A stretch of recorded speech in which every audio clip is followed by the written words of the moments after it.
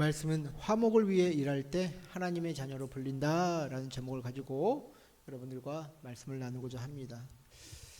제가 이번 주에 읽은 책 중에 이제 어른의 품위라는 책을 읽었습니다.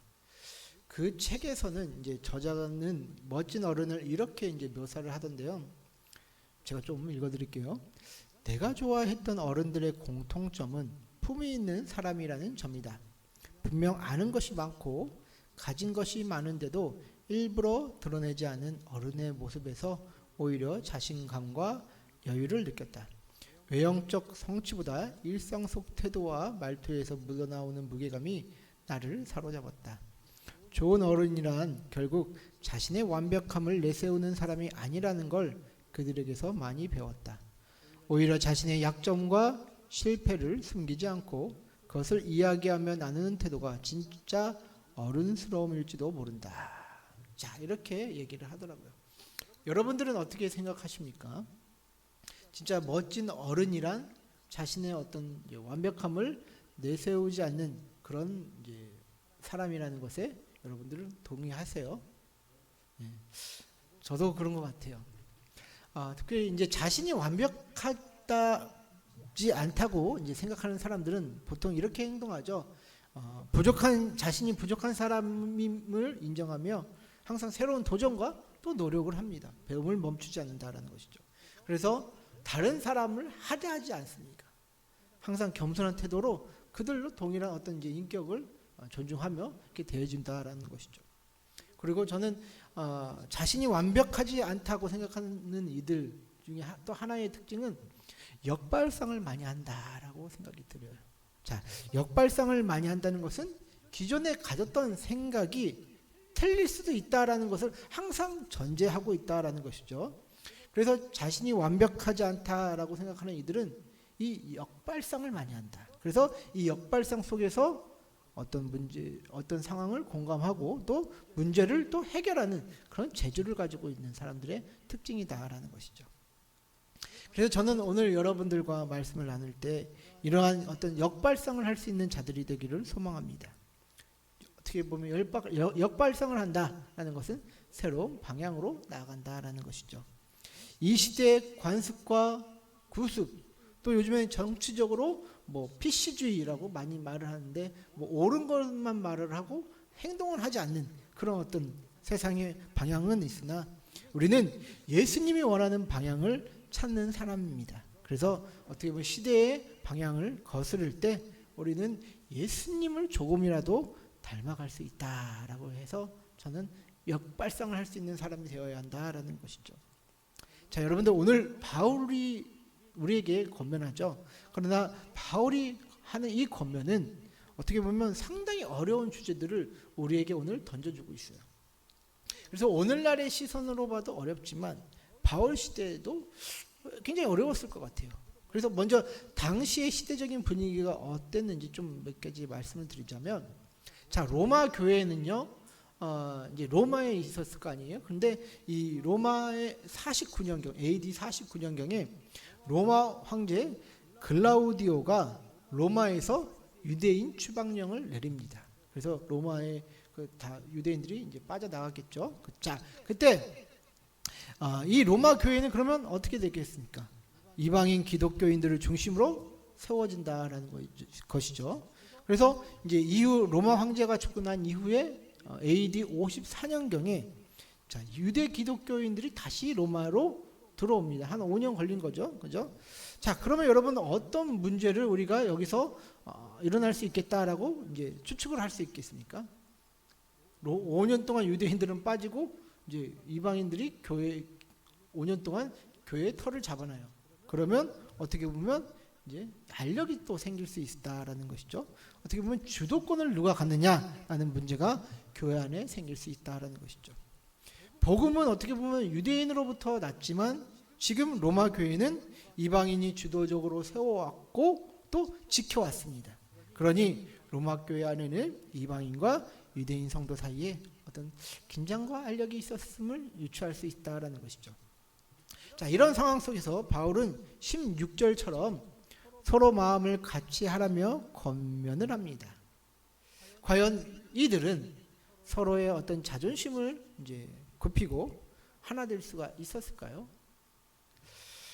자, 그리고 이제 로마인들이 살아가는 그 로마 시대는요, 어떤 이거는 뭐 이제 배경사적으로 그러고 인문학자들도 얘기를 하는 건데, 명예와 수치라는 그런 핵심 가치가 있었습니다. 굉장히 중요해요. 이거 뭐 이제 뭐 저도 인문학 공부하면서 뭐 시학이나 이런 거 공부할 때 이 명예와 수치라는 것을 굉장히 많이 얘기를 하더라고요. 이게 뭔가 하면요, 당시 문화에서는 자신에게 해를 가한 자에게 보복하지 않는 것은 수치스러운 일이다라는 어떤 문화적 가치가 있었다라고 합니다. 그래서 이제 자신의 어떤 명예를 훼손한 자에게 보복하는 것은 그 당시 사회에서는 당연한 일이었다라는 것이죠.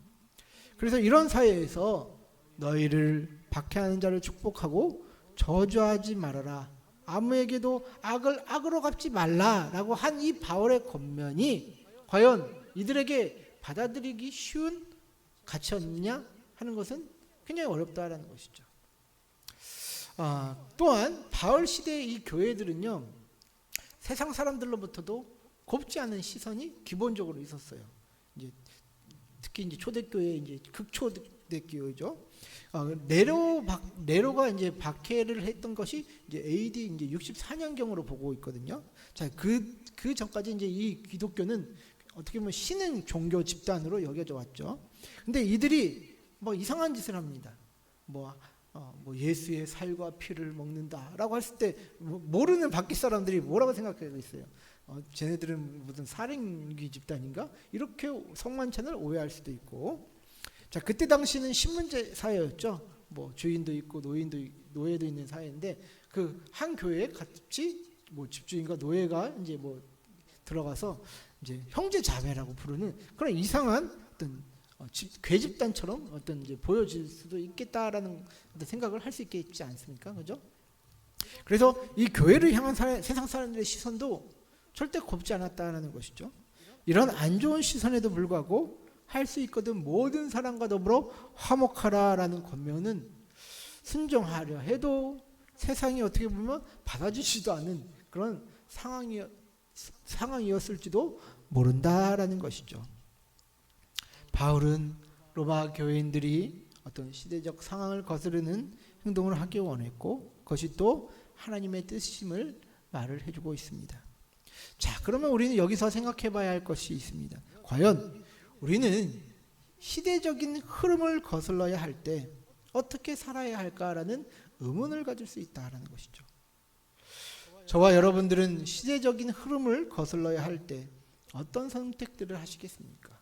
세상의 문화에 그냥 동조하며 살아가시겠습니까? 아니면 하나님의 뜻이 이거니 뭐라고 하든 욕을 먹든 말든 그 믿음을 밀고 나가시겠습니까? 자, 여러분들 이번 한 주는 명절이죠. 명절은요, 오랜만에 가족들이 만나는 참 기쁜 날입니다. 그러나 명절을 싫어하는 사람도 많습니다. 그래서 그런 이들의 말을 들어보면 이런 대답이 나옵니다. 명절은 하기 싫은 숙제와 같아요 라고 말을 합니다. 하기는 싫은데 어쨌든 해야 한다는 의무감이 그들에게 있다라는 것이죠. 이런 의무감만 남은 명절의 피로감은 그래서 억지를 만들어냅니다. 그래서 자원하는 마음이 아닌 의무적인 마음 때문에 쉬어야 할 휴일인데 더욱더 피로가 쌓이는 그런 날로 어떻게 보면 각인이 된다라는 것이죠. 특히 여성들이 그런 문제들을 많이 겪게 됐잖아요. 그리고 이제 친척들의 비교질에 자존심이 많이 깎여요라고 말을 한다라고 합니다. 사촌 누구는 어디 취업했다더라, 뭐 언제 결혼한다더라, 어디 좋은 데로 이사한다더라라는 자랑들이 나온다라는 것이죠. 그래서 이런 자랑을 통해 사람들은 가족인데도 불구하고 어떻게 보면 상대적인 박탈감을 느낍니다. 그러니 만나고 싶어지겠습니까? 먼 사람이 가족이 아닌 사람 만났는데 이런 비교절에도 짜증나 죽겠는데 가족까지 만나서 이제 그런 얘기를 들으니 만나고 싶겠습니까? 그러나 이제 어떻게 보면 가족이라는 울타리 때문에 어쩔 수 없이 만나게 되는데 그게 너무 괴롭다라는 것이죠. 이러한 현실이니 명절에 가족 만나는 게 즐겁지 않습니다. 그래서 요즘 명절에는 모이는 것보다 뭐 가족끼리 여행을 가려는 사람들이 더 많아진다라는 것이죠. 오늘날 우리의 명절이 또 성도 여러분들의 어떤 명절이 가족들의 모이는 그곳이 사랑의 충전소입니까? 아니면 정말 상흔을 남기는 전쟁터와 같습니까? 제가 말씀드린 것 외에도 많은 문제들은 우리 삶에 존재합니다. 이 즐거운 날 저와 여러분들은 어떻게 해야 할까요? 저는 여러분들이 먼저 어떻게 하려고 하기보다 먼저 화평케 하는 자가 되기를 주의 이름으로 축원드립니다. 자, 마태복음 5장 9절 보시면 이런 말씀이 있습니다. 마태복음 5장 9절, 우리 팔복 중에 한 복이죠. 유명한 말씀입니다. 한번 읽어볼까요? 우리 같이 한번 읽어보십니다. 마태복음 5장 9절 시작. 화평케 하는 자는 복이 있나니 그들이 하나님의 아들이라 일컬음을 받을 것이미요. 아멘. 자, 여러분들 이 말씀을 보시면 여기에 화평하게 하는 자라는 말씀이 있죠. 여러분들 화평하게 하는 자라는 말을 들었을 때 보통 어떤 생각들을 많이 하세요? 그냥 뭐 얌전하고 문제 일으키지 않는 자 이렇게 생각할 수 있지 않습니까? 그러나 한글 성경이 아닌 이 원문 성경을 보면요, 화평케 하는 자는 결코 이렇게 얌전한 자가 아니에요. 오히려 행동하는 자에, 적극적으로 나서는 자에 가깝다라는 것이죠.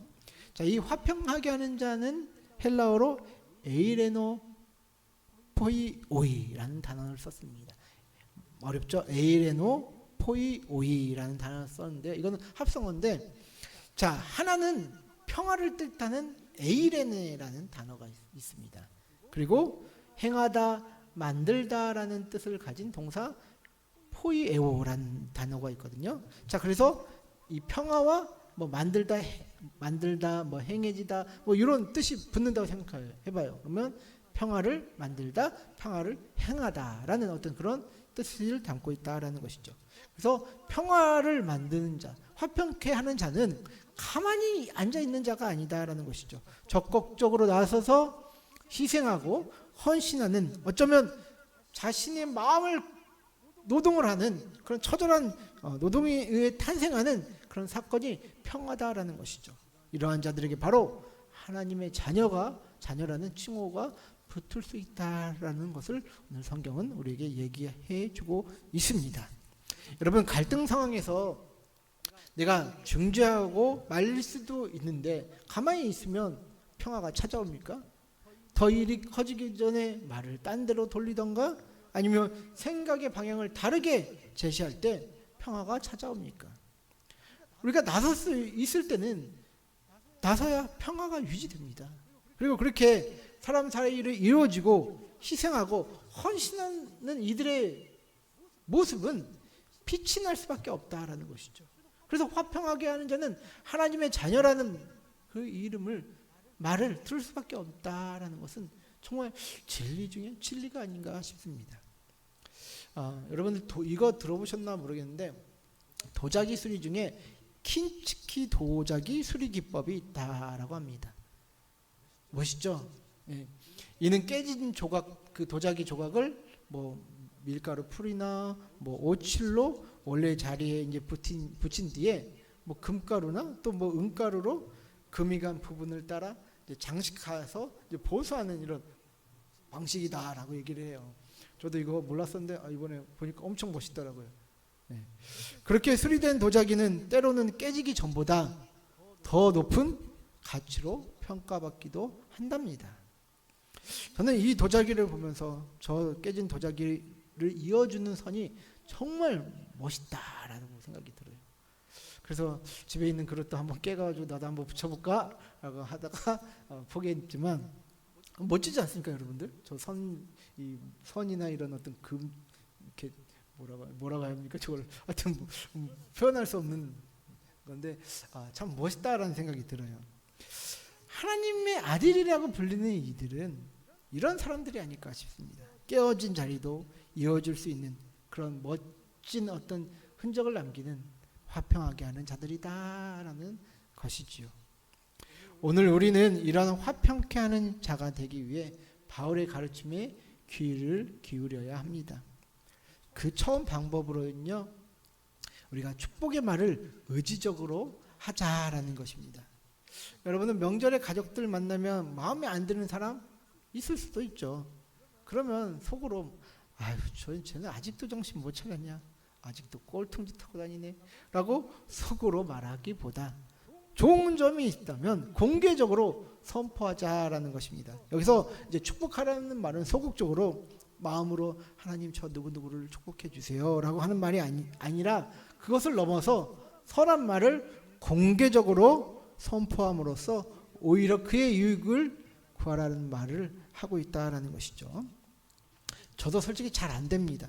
뭐 1년 만에 봤는데 야 너는 작년보다 살이 더 쪘냐 뭐 이런 식으로 말하는 사람이 접니다. 너무 솔직하죠. 근데 솔직한 게 아니라 미련하고 이제 지혜가 없는 거죠. 근데 우리가 이렇게 장점을 이렇게 공개적으로 이렇게 선포하는 것들은 훈련이 안 돼 있으면 안 되는 것 같아요.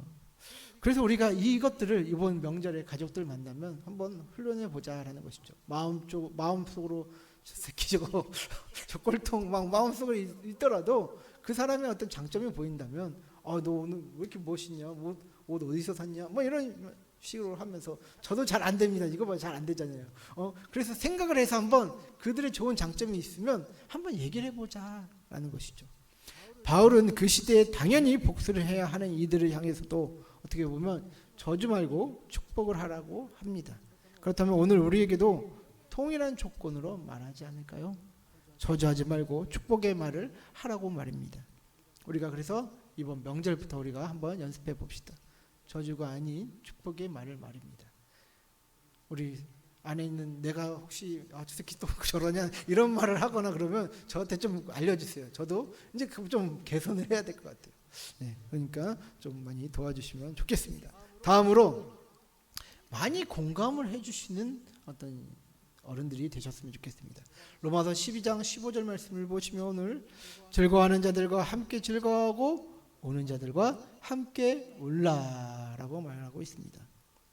어떻게 보면 이거는 아랫사람 가르치려고만 들지 말고 그들의 상황과 입장이 되어 한번 이해하는 마음을 갖기를 원한다라는 것이죠. 이번 주에 이제 커피숍 하시는 한 성도님에게 듣게 된 이야기인데 주중에 이제 그 카페에서 이제 싸움이 있었다라고 합니다. 그래서 한 60대 되시는 분인데 음료 갖다 드리려고 하는데 자꾸 막 시비를 걸고 이제 막 하더랍니다. 그래서 뭐 이런저런 말씀을 다 하시는데 거기다 다 이제 댓글을 해드렸대요. 그러니까 그분이 더 이제 약이 오르셨는지 막 욕을 하기 시작하면서 계속 그러시니까 자기도 이제 참다 이 게이지가 이제 폭발해서 같이 욕을 하고 이제 막 싸웠다고 하던데요. 근데 이제 제가 이제 여기서 이제 얘기를 들을 때 한 가지 우리나라 어떤 세대 간의 갈등이 보인다라는 것을 저는 이제 개인적으로 이제 속으로 그런 생각이 들었어요. 그래서 이제 시비를 건 분들 중에 부인들과 함께 같이 앉아 있었는데 그분들이 오셔서 하시는 말씀이 자꾸 자기 보고 먼저 사과를 하라라고 이렇게 얘기를 하시더래요. 그 이유는 자신들이 먼저 시비 건 건 맞지만 나이 든 사람에게 어떻게 욕을 하냐라고 하는 것이죠. 그리고 자신의 아버지도 이제 밑에 와 계셨는데 오히려 자신 보고 뭐라고 하는 것에 대해서 마음 한편으로는 이제 씁쓸함이 있었다라고 얘기를 해요. 그래서 자신의 이런 상황이 전혀 이해가 안 된다라는 것이죠.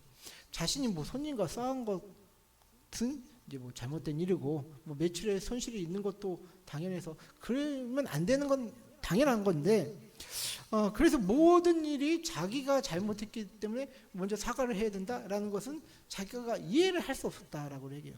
그리고 반면에 나이 드신 분들은 계속 나이로 그 모든 문제를 이제 자신의 탓으로만 돌리는 것이 좀 이제 이해가 안 된다라고 얘기를 하시던데요. 저는 그분의 말을 이제 100번 공감하고 하지만 그 모든 상황이 좀 이해가 됩니다. 여러분들은 어떻게 생각을 하십니까? 어린 성도분이 사과를 해야 할까요? 아니면 그 나이 드신 분이 사과를 해야 할까요? 각자마다 어떤 기준이 있으니까 이제 생각을 하실 게 있는데 둘 다 사과해야 되는 것은 맞는 말이죠. 그러나 어떻게 보면 어른이 된다라는 것은 이제 나이가 아닌 성숙한 행동으로 판단되어지는 시대가 왔다라는 것을 우리가 알아야 합니다. 저도 뭐 어른들한테 이제 깍듯하게 해야 되고 하는 것은 당연히 이제 배웠는데 이제 점점 이제 시대가 갈수록 사람들의 생각이 합리적으로 이제 변하는 거 있다라는 것이죠. 그래서 이제는 나이만 먹었다고 뭐 인정해주고 나이만 먹었다고 먼저 뭐 이렇게 대우받으려고 하는 그런 시대가 아니다라는 것이죠. 진짜 어른은 어떤 이제 나이를 앞세우는 것이 아니라 자신의 경험 가운데 터득한 지혜로 상대를 공감할 줄 아는 이가 진짜 어른이지 않을까라는 생각을 한다라는 것이죠.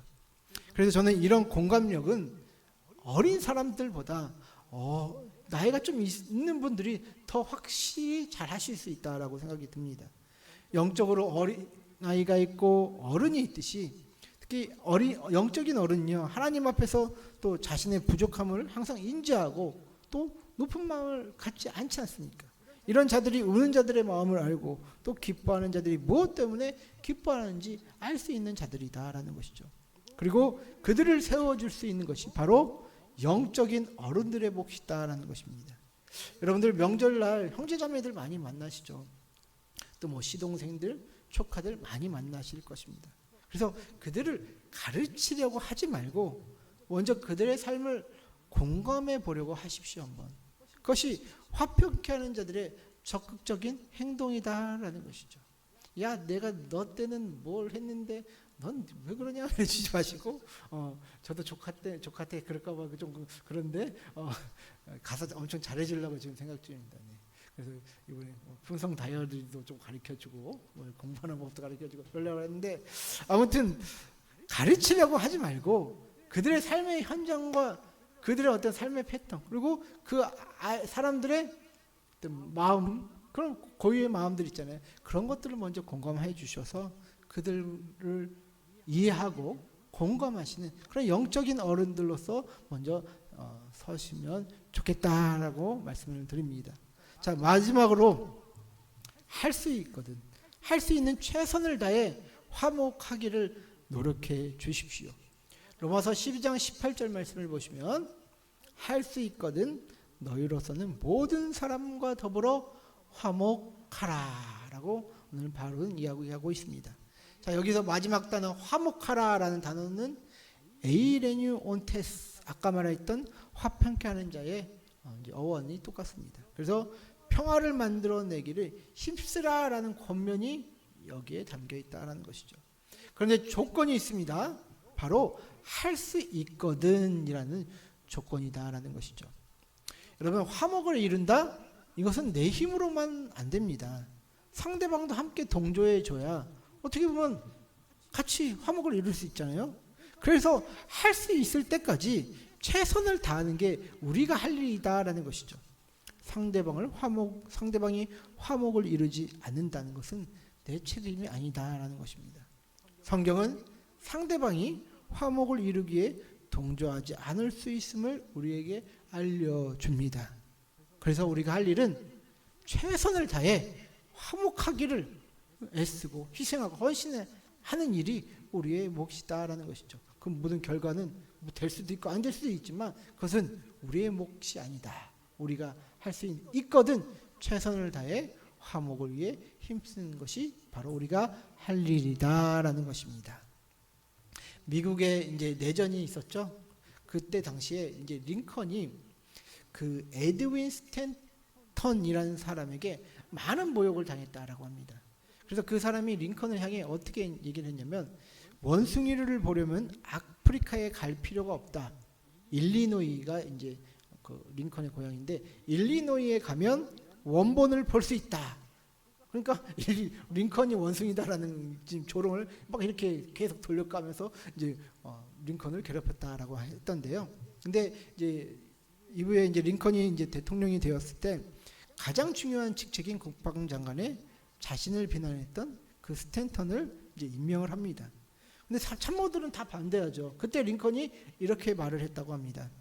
지금 이 나라를 구하기 위해 가장 적합한 인물은 스탠턴입니다.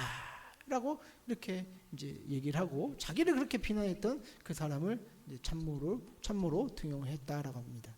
그래서 대승적 차원에서 나라를 위해 가장 적합한 인물이 그 그 스탠턴을 등용함으로써 어떻게 보면 링컨은 지금의 아메리카를 세울 수 있었다라는 것이죠.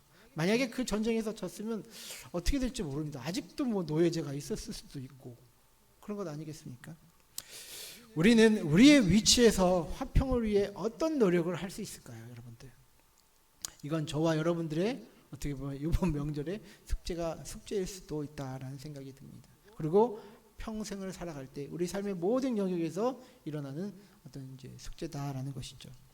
여러분 이번 명절 화목을 위해 애쓰시는 하나님의 자녀들이 되기를 원합니다.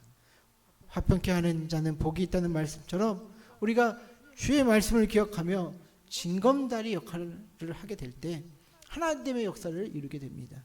예수님도 화목하게 하시기 위하여 이 땅에 오셨잖아요.